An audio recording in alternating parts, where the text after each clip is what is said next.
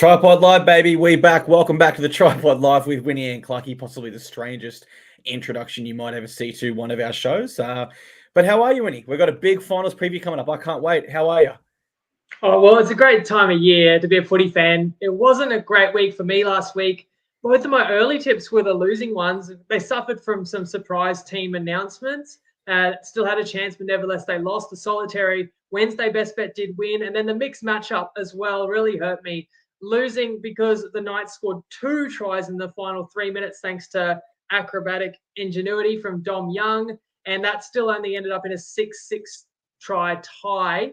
But we don't win in the event of a tie. So I'm in the hurt locker, no doubt about it. And look, at least this week, there's less guessing in terms of player personnel. Everyone's amped up. The best teams remaining after 27 rounds are going to battle it out. And we get to see what they're made of. And I've still got some best bets that I think are strong plays. Tread carefully if you're going to go with me, because I have to admit I'm ice cold right now. And that is the interesting thing when you go round 2017 to finals week 1. Round 27, it's almost a bet in a bet as to what side you're going to get run out there. I learned that the hard way in our challenge we did a few years ago with the Storm and Dragons game. But come finals week 1, I've got to admit, I'm feeling pretty confident about most games. I do have a solid pick, or at least a solid idea as who I think should win each of the 4 games we've got, which we will get into in just a moment. Before we get there, we know everyone's favorite segment is the best bets. So let's draw back the curtain and let us know what you have in the way of best bets for finals week 1. I don't know how many people's favorite this segment still remains. And we haven't discussed the games yet with each other. So I'm interested to see how many of these you're going to agree with. I've got 3. So I like Brisbane Friday night. The best way to take that is actually going to be the Storm team total under 18.5, $1.88 on Dabble, because I think Melbourne can make it a real grind, arm wrestle. Finals are always lower scoring. So I don't think that the Storm are going to kind of score maybe 4 tries, get in the 20s. I think Brisbane really are defensively sound, and they've shown that all year. And while Melbourne might shut down time and space for Brisbane, I think that the Storm can't generate enough go forward through Brisbane's middles to get those points. Then I like the Sharks plus half a point at $1.88 in the first half against the Roosters, because I look up and down and I'm finding a few small edges to the Sharks, and in addition to being at home, and again, points are at a premium in the finals, and you don't even have to be leading to win that bet. It's essentially a pick 'em, but you're getting an underdog where you're only going to lose if the Roosters lead into the break. And then I'm going at the Knights -6, $1.85 second half handicap. So you go alt line and top sport, you're going to find that one, because I do like the Knights against the Raiders. I give you credit because you called that one out on Sunday as jumping out at you. Even though it was the largest line, it looked appealing. And when I envision a Knights strong, comprehensive win in front of their sold-out crowd as they march on to 10 wins in a row, I tend to think there's a good chance of the dam wall kind of breaking with the key players being out for Canberra. And I especially like the Knights' chance of winning 13+ by piling on late. That's why I think the second half handicap could be an even stronger play, although I lean to the line. Either way I look at it, I think Newcastle wins big to cap the round of footy. Completely agree on the Knights game. Raiders have let some big scores, or some teams really get back in the contest against them this year that they shouldn't have. The biggest one that I think of is the Dragons. I think they were up by like 20, and they let the Dragons come right back, which is definitely some evidence there the Knights could do the same. Think Sharks and Roosters is the closest, but I am with you on that. And the Brisbane Broncos this year are averaging 17.7 points conceded. So you're right on that average there. Can finals bring something else out of them? Certainly it could. I think they're all really, really great players there. We'll get into our round specific preview in just a moment. Before we do so, we have a very special clip from a very good looking man. That man is none other than Tristan Merlehan, the CEO of TopSport. He's got some exclusive market insights for us. G'day everyone, it's Tristan Merlehan here from TopSport, and we're up to finals footy. Very exciting time. We've got a couple of blockbusters, particularly the Broncos Storm game and also the Sharks against the Roosters on Saturday night. But I think a lot of eyes are going to be focused on that Broncos Storm game, where we've known about the record with the Storm and how good they've been against the Broncos, but the Broncos look a completely different side this year. They've been brilliant. Obviously, the Storm got the result last weekend, which goes into that hoodoo, but we know there was a lot of players missing. We actually opened that line up at 4 flat. just taking into account that we thought maybe the market might move towards the Storm, just with all the other talk around that, and obviously knowing how the Storm perform in the finals. But the push has actually so far been for the Broncos. The line's gone from 4 out to 4.5. We have laid that 4.5. I get the feeling that if we're at 4.5, we'll lay the plus. If we're at 4 flat, we'll lay the minus. So we'll see where that book ends up. In the Panthers game, there's been a push for the Panthers, 12.5 out to 13. The Roosters game, we opened at Pickham. It's gone $1.90 into $1.85. So it's still a very, very close betting game, but there has been a little bit of support for the Roosters. And then finally, the Knights. I think there was some doubt over Ponga. He's been named. That's seen the line shift over that key number of 12, 11.5 out to 12.5. So obviously the Knights, very, very firm favourites there. These two sides matched up recently, and the Knights have been way too good in recent times. So looking forward to the finals kicking off. I think it's going to be a great weekend. We're going to have a blockbusters week in, week out now, and hopefully you back a winner if you're having a bet. Gamble responsibly, of course. Great stuff there from Tristan as always, and we appreciate his exclusive market insight. Always interesting hearing it from the other perspective, the bookies there. And let's jump into our specific round preview. Finals week 1. This game right here, Winnie, for me is the most important because the winner would go on the other side of the draw to Penrith if they beat Warriors in the next one, which does seem somewhat likely. So very, very important game in the context of both of these sides' season. Of course, it's Broncos v Storm. We're at Suncorp Stadium on Friday night at 7:50 p.m. And the line is set at -4.5 in the Broncos' favour. Everyone rested last week returns. The big news from their team list is Corey Oates has been dropped in favour of young gun Jesse Arthurs. For the Storm, also everyone returns, and the big news from them, Meaney to fullback, Ryan Pappenhausen via the bench. Now, deja vu here. We broke this one down 7 days ago with a similar line, but very different lineups, and you are keen on the Broncos again in this one. That's right. You explain the importance. Okay, Penrith are quite a short favourite to win. Of course, you want to be on the other side of the draw to Penrith, although you most likely got to beat Penrith to win the comp either way. But what you know for sure is if you win this game, you got 2 weeks off and you got a home prelim, and that is just so vital. It goes a long way towards a potential premiership. I'm actually going to start my handicap of this game with a little anecdote from a podcast clip that I stumbled onto. I want to name it correctly. I believe it was called American Aces, and it was a few of the Storm boys talking about, I think they talk about their sports cards collection, among other things, right? But it was an NRL question, Munster, Hughes, Pappy, Coates, and they were asked if you could add one player from another team to your team, who would it be? And their answers, Payne Haas, Reuben Cotter, Paddy Carrigan, James Fisher-Harris. I get it, they're all outside backs. They don't want to replace themselves. I just found it funny. All independently said middle forwards, and that is where I think the biggest edge in this matchup lies. I'll let you talk about it. I know everyone else will talk about the sustained dominance by Melbourne over Brisbane in terms of the last 7 years and the numbers. But, I mean, come on. 2016, Melbourne nearly won the grand final. 2017, they were one of the best teams in the modern era. 2018, they made the grand final. 19, they're in a prelim. 20, they're winning the grand final, right? And also what happened from 2019 onwards? Brisbane in 2019, 2020, 2021, not a lot of winning. So, yes, it's extreme to win that number in a row, but I don't think Brisbane was favourites a single occasion apart from last week when it was Bs versus Bs. Do you believe there's a psychological barrier that the Brisbane players fear the purple jerseys? I don't think Brisbane fears anybody when they walk out on Suncorp Stadium there, especially at full strength. And then, Pappenhausen's back, but I still kind of think it's a little bit too late, because it's awesome that he comes on and plays this roving middle role and adds cover on the bench. He can play in bursts, but like his natural position's fullback, and if he was at full fitness at fullback, you'd say Melbourne would have the best spine in the comp. Still a really good one, but it's not the same impact that maybe had he been back a month earlier, he could have really elevated Melbourne, in my opinion. If you back Brisbane, a couple of guys you didn't mention, like on the injury report, I suppose Reynolds, who was withheld in round 26, and Carrigan the same. You have to assume they're right to go. But in fairness, Hughes and Grant have been on the injury report for Melbourne. I do like the Storm's two big wingers, but I still think Brisbane has the more explosive outside backs. You get on the back of Reynolds' kicking game. I do like the line under a converted try. I've gone team total, but I would play Brisbane. I just think the total's the best way as well, because I think Melbourne will have a strong game plan. They're so well coached, and it will be to make the game ugly, push the officiating boundaries which you can a little bit in finals, shut down Brisbane, try and reduce their space and increase the play the ball speed to reduce the effectiveness of Reece Walsh, because otherwise he'll tear him apart like he has the majority of the competition. And Melbourne just wants to make the game an arm wrestle as long as they can. But it gets back to the forward battle where if Melbourne's not on the front foot enough in this game, are they really going to score 4 tries, which is likely what you need to get over 18.5? I don't see it, and I think Brisbane progresses to the prelim. And I have seen a lot of journalists try to break down that mental edge that the Storm might have.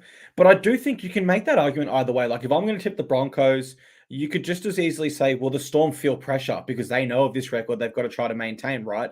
And so I do think that argument goes both ways. I don't read into it too much, but I can tell you what, I'll be kicking myself no matter how this game goes because I want to tip the Broncos. I really do want to tip them. But I've just broken my rule too many times this year about underestimating the Storm. And it would be just my luck that the week that I choose to apply that again, it goes against me. But I am going to tip Storm here. My main reasoning in this is finals experience compared to the Broncos. I go through the Broncos spine. Walsh, Mam, Walters, they've not played finals. Adam Reynolds has. If we compare that to Pappenhausen / Meaney, Munster, Hughes, and Grant, we'd only have players that are experienced in the finals, but we also have big game representative players, most notably there, you'd say Grant and Munster. I mean, consider this. 3 out of the 4 Broncos spine have not played finals, and the Storm have a Clive Churchill medalist coming from the bench, albeit under circumstances where he's not quite 100%. You guys know the stats from last week. They haven't changed. Broncos have not beaten the Storm at Suncorp since 2009. Storm have won their past 14 straight over them, only losing 2 out of their last 26 games to the Broncos. When we go to home record and start to look for either side there, Broncos are 7-5 as the home side this year, and Storm's away record is identical. How I see this one is probably a super tight contest where the Storm keep their completion rate slightly higher than the Broncos, which it has been this season, only about 1%, nothing too notable there. But I do think without that finals experience, the Broncos might start to feel the pressure and we might see some uncharacteristic errors come out of their game, potentially in Reece Walsh, who does lead the NRL in errors. This is such an important game. I'm going to go Storm plus 4.5 to give myself a bit of insurance because I'm not fully sold. As I said, either way, mate, I'm going to be kicking myself because my head says Broncos should win, but my heart's just trying to come up with these reasons why I can't go against my rule. I'm doing a Gus Gould. I'm having an each way bet. No matter what, I'm going to come. I knew you'd take the Storm. I knew your rule, and I understand it. And plenty of people will be on them, and that's what makes it such a intriguing opening match to the finals. Actually, I might change my tip. I think Storm could win plus 4.5, and if it loses, I'll come on here and I'll say I only said could. Learning from one of the. Well, I've seen everyone's preseason predictions floating around this week. And the thing is, everyone does their preview show and they say, oh, this team could make the 8 for about 14 of the 17 teams. And then at the end of the year, they show the clip of them saying they could make the 8. But very few shows only pick 8 teams to make the 8. I digress. Mate, I put up my ones I got wrong, and there were some embarrassing ones in there. Most notably, SJ to be dumped to reserve grade by the end of this year. But don't forget, for this game, we will be cooking up a same-game multi, and that's thanks to Better. Our Better sign-up link is in the show description here, and if you were listening as a podcast. And of course, if you do sign up, make sure you message us on the TryPod page on Facebook. But before you do sign up to any bookie, think, what are you prepared to lose today? Set a deposit limit. For free and confidential support, call the number or visit the website on screen. If you're listening as a podcast, that's also in the description. And I'm really excited to see what you cook up there in the way of a same-game multi. I have to think you'll be favouring on the Broncos side, maybe throwing in a try scorer. There's a lot of options and different ways you could play that same-game multi. Our next game is on the Saturday at 4 p.m. It's the Panthers v Warriors. We're at Bluebet Stadium in Penrith, and the line is the largest this week at minus 13.5 in the Panthers' favour. Now, they are essentially full strength. They are missing Jerome Luai. For the Warriors, all their rested players return, as does Jazz Devanga via the interchange. What do you think here, Winnie? On one hand, we have a Warriors side that really everyone's getting behind. Everyone's kind of on their bandwagon. But we know how dominant the Panthers are. So do you think this is a disrespectful line, or do you think the bookies have got it right? It's an understandable line because although it is so big, I'm not going against Penrith. I feel like they've known they'd be top 2 for a few weeks, realistically. So they knew they'd be right where they are. Ivan sat out his stars when he needed to. yeah, they've had an injury here or there, but nobody ever had to rush back. And it all culminated in a devastating finals dress rehearsal a week ago against a Cowboys side that was playing for their lives. It didn't matter. They destroyed them. And Penrith are at home. Look, there's no weaknesses that I can pick in this team. I mean, Cogger is not Luai, but I even noticed Nathan playing a bit more left of the ruck as well. And looks like they're going to deploy Tungo at right centre, so Crichton's back at left centre. Crichton's one of the most electric outside backs in the competition right now. You know Penrith gets opportunities because their yardage game is elite, as is the kicking game. And you know their execution is so exceptional that they will take some of those opportunities. So I can't see the upset. I'm sorry to tell all the followers who are commenting up the wires. I appreciate it. And I think the prospect of New Zealand winning this game, and imagine that, getting that fortnight off and getting a home prelim in Auckland would be absolutely phenomenal. I'd love to see it. I just can't really see it.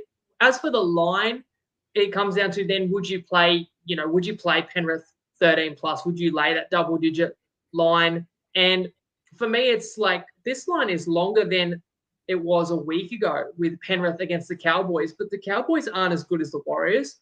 I know more is at stake here because it's a finals game, but the minor prem was still on the line and Penrith was full strength. You knew they'd still give their best. So I respect New Zealand's ability to stay in the grind with Penrith. You know, Penrith can punish a team over 80 minutes, but this New Zealand forward pack, I think, is still underrated and won't be bullied in terms of physicality. In fact, I think New Zealand can give as good as they get. The Warriors, of course, are largely rested, which I believe was absolutely the right call for them. They got Tamari Martin back. He got a game in. It's still a tough task, second game back, to be able to try and dissect this Penrith defense. It's a day game, which is cool for the local Warriors fans. I don't know if they'd be better suited if this was a night game, perhaps. I still lean unders. I kind of think New Zealand can keep Penrith under 30 points. Webster was the Panthers attack coach, of course, last season. So if anyone can plan to limit the back-to-back premiers' damage, it's Webby, and I think he can instill confidence in the boys by giving them the recipe for success. But whether you can actually do it, I think they can stifle the Panthers.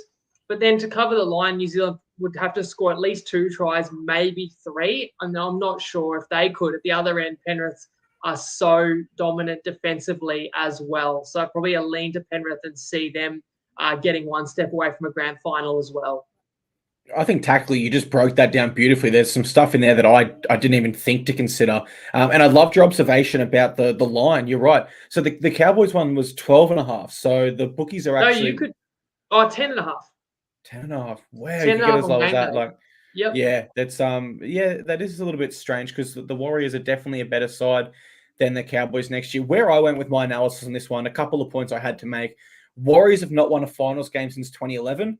Panthers have won their last 7 in a row over the Warriors, and we know the Panthers have only lost a handful of games at Bluebet since 2020.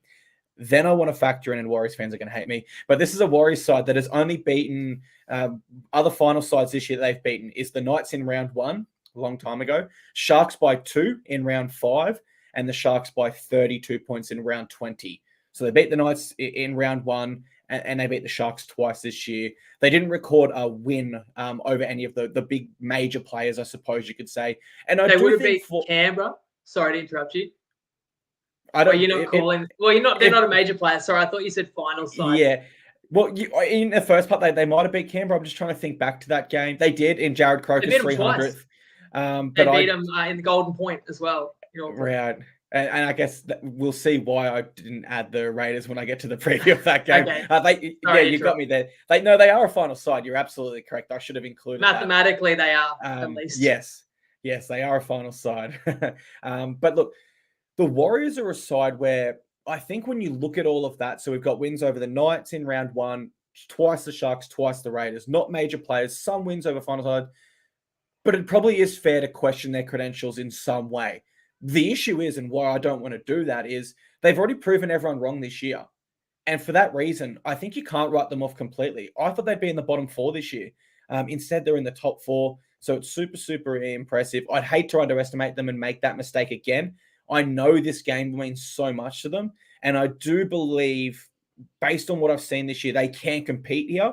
Panthers did beat them by 12 in Magic Round. I think they've improved since then. I think Panthers have improved as well, but I do think a combination of what you said, they do have a former Panthers coach on their roster, and Jerome Luai.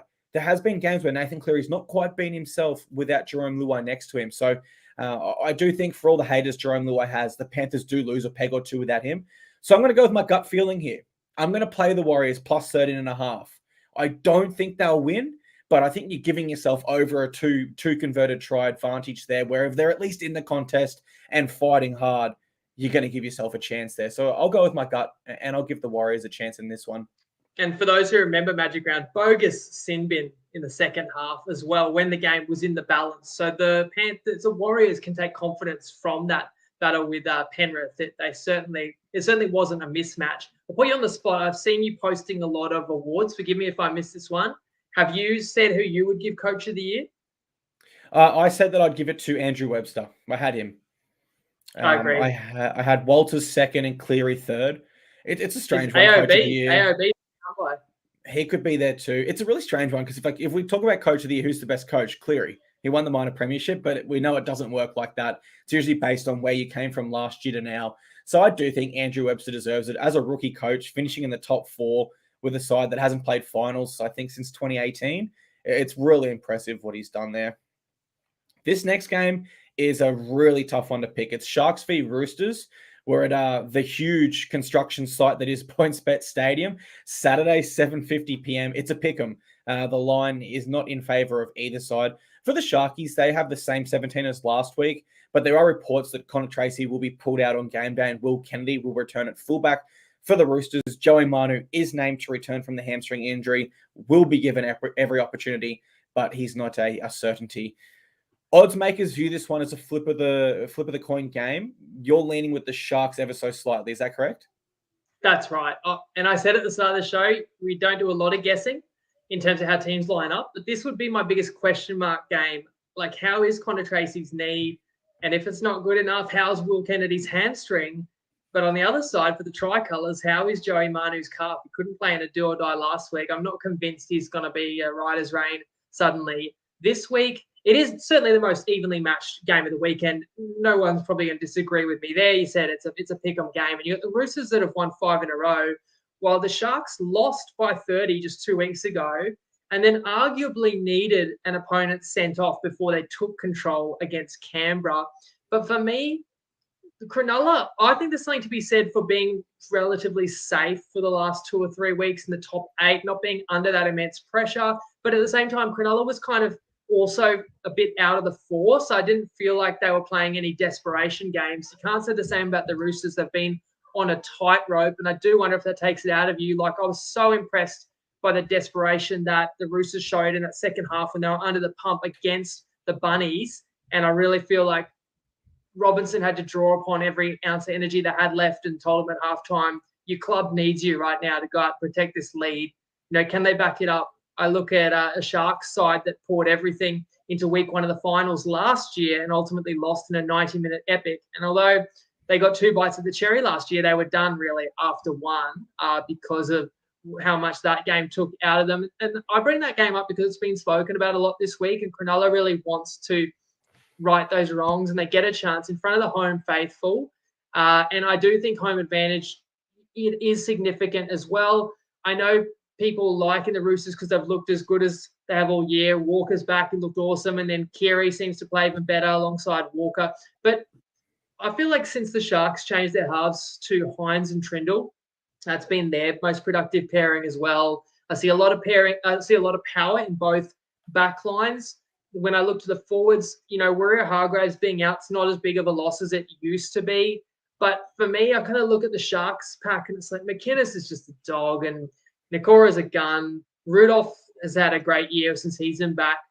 And then when you look at the Roosters, a couple of guys that I loved pre-season, I have to admit, I pitched them to win the premiership pre-season. Like Victor the Inflictor hasn't elevated to being one of the 2 or 3 best locks in the comp. Like I thought he should this year. And Brandon Smith hasn't lived up to the hype of maybe the best signing of the year, which many predicted. Crichton, we understand his struggles. These are all little edges why I favour Cronulla, and being able to get him plus a half a point first half is a real edge as well. because, again, it could be low scoring. And push come to shove up, will also take Cronulla for the win. It's just my best bet, I feel, would be a big advantage play.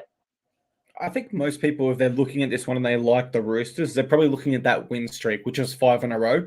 For what it's worth, I did look up the Sharks, as you said. They bowed out back-to-back last year. They came into the finals on a 5-game win streak also. So I guess that does go to show a regular season win streak doesn't always equate to immediate success in the finals.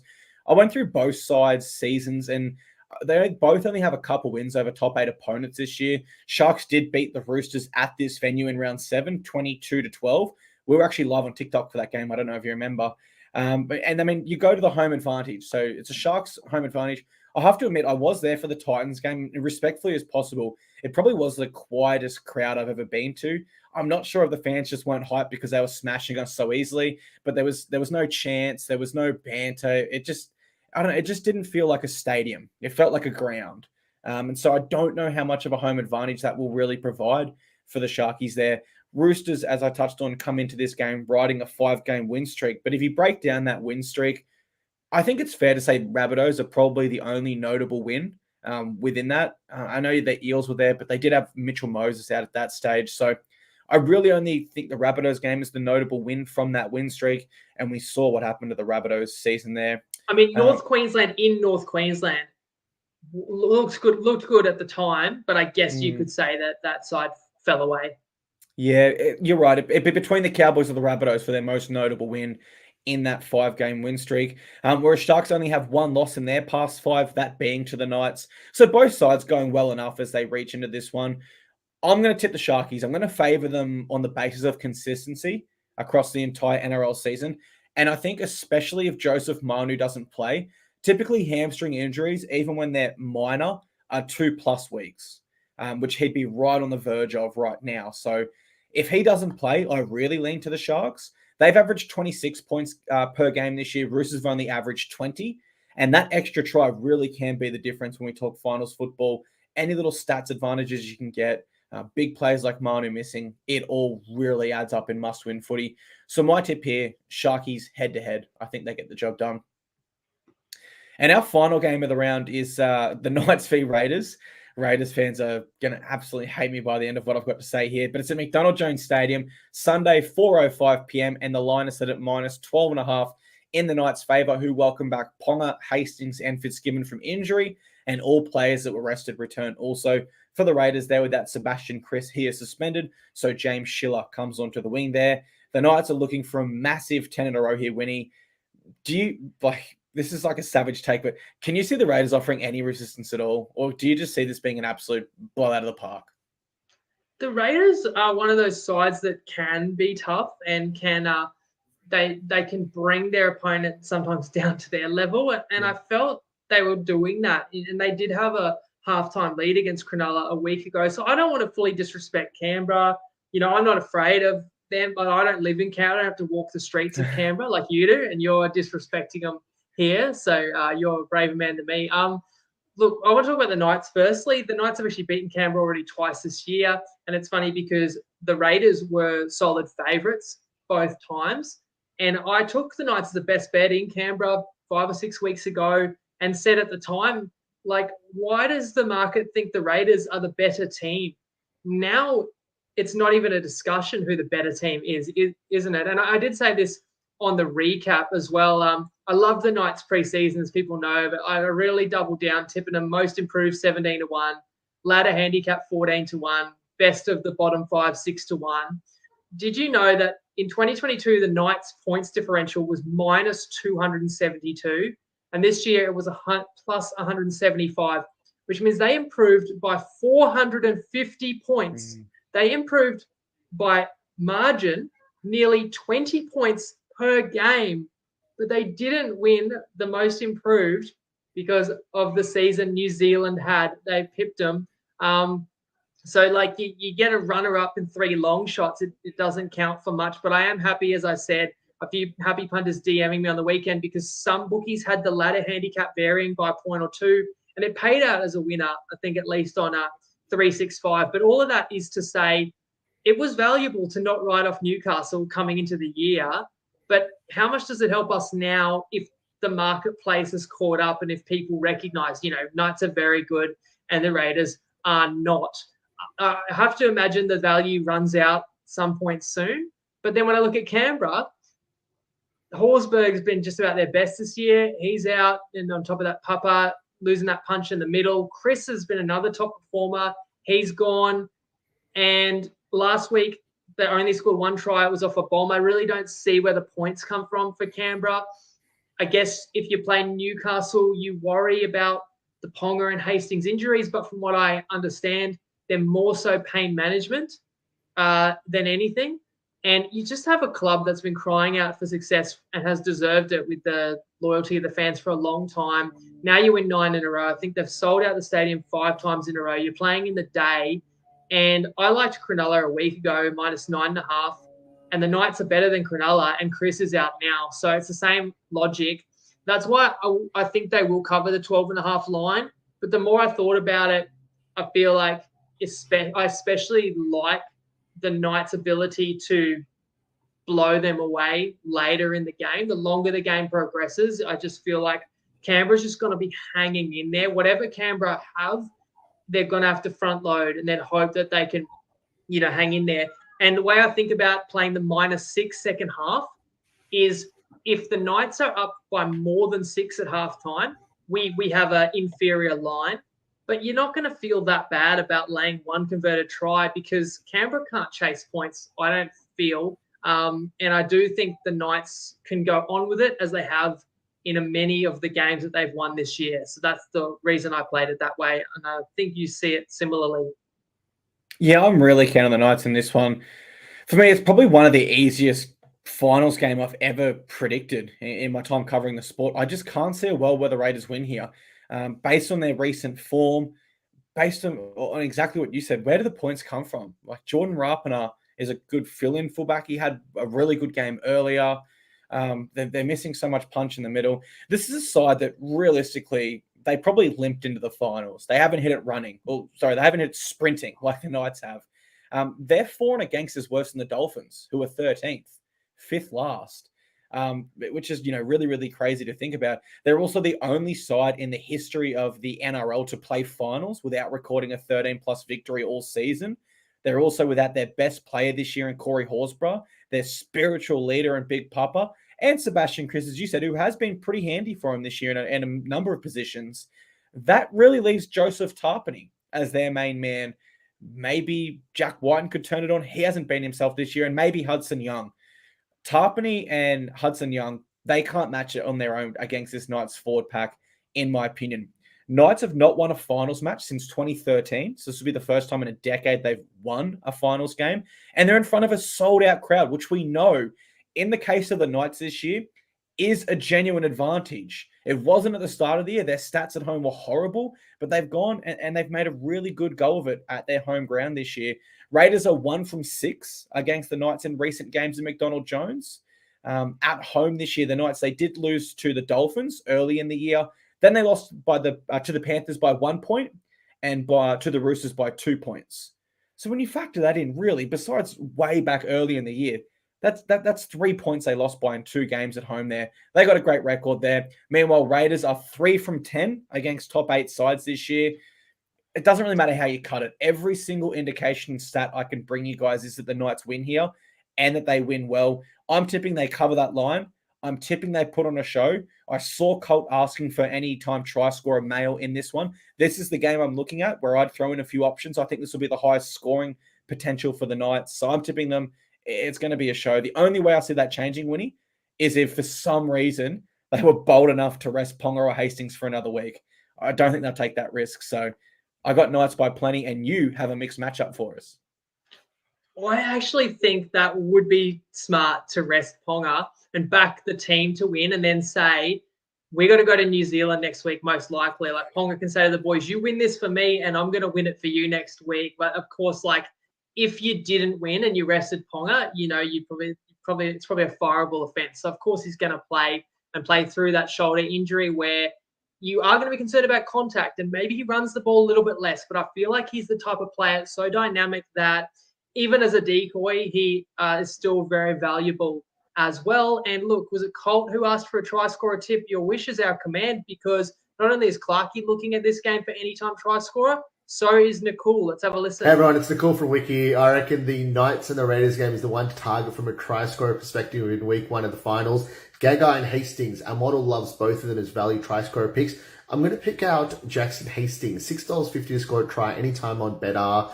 Hastings will most likely be up against that left side of the Raiders with Whiten in the centers, Frawley in the halves, and also from a price perspective, our model absolutely loves it. Good luck, guys. Gamble responsibly. If you want to check out this odds comparison tool, just Google Wiki Linktree. You can find our Discord on there as well. So there's a try scorer from Nicole, and I'll carry on straight away on this game as well with the mixed matchup. So I like Storm unders. Their total is 18.5. That's the best bet. So I think in the teens, if Brisbane perhaps could even hold them to a couple of tries. And I'm going to go Knights to outscore them. Of course, the Knights are predicted to score a lot more than Melbourne this weekend. It's Knights second half only, where Newcastle's predicted over under 12.5. So that's why we're a $3.35 underdog. You can up to 100 on that. Toppy, the promo code is TP Live. Again, I feel like for that upside of that price, you can definitely see Newcastle running in some tries a lot more easily than the Storm will find the going on Friday night. Spot on, mate. I can see a world where the Knights really run away with this, like they have in recent weeks, where the home crowd just gets rowdy and they keep playing until the 80th minute, which is really, really fun to watch the Knights at the moment. This would make it 10 in a row. So it's a big game, big round of footy. That is all for our preview show. So to everyone that's viewed this one and anyone listening as a podcast later, I want to say thank you very much for being here with us. We appreciate you being here. We'll be back on Sunday with a recap show. Well, I won't be. You will be, Winnie. I'll be in Sydney for the UFC. So it'll be a solo recap show. But I'm going to get off the air right now. But you're coming back on the air with another show. So maybe a chance to tell everyone what that one is real quick as well.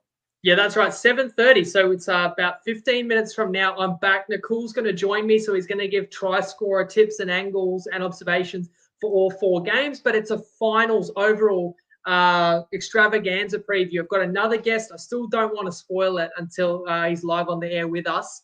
But we're going to answer some of those questions that have come up in the comments. Top point scorer, top try scorer, premiership winner to make the grand final. All those overall markets that you can have a punt on. That's our extravaganza special. So, yeah, we'll upload this audio pod, and then I'll be back in the virtual studio, and hope you guys can join me again live at 7:30. But if not, you've got a couple of days. You know what? I've also got a combo market, because the AFL finals, I saw Charlie Cripps is in the chat. AFL finals, of course, kick off, and a Rugby World Cup as well. And we won the World Cup combo last year. I've got a doozy of a combo for all these big events tied into the NRL finals as well. If you're interested, you can jump into our show and have a look and see what you reckon. But either way, enjoy the week and, of course, the weekend, guys. Especially best of luck to those whose teams are taking part. And I'll see you on Sunday for the recap. So enjoy your weekend too, Clarkey. And thank you, sir. Lego.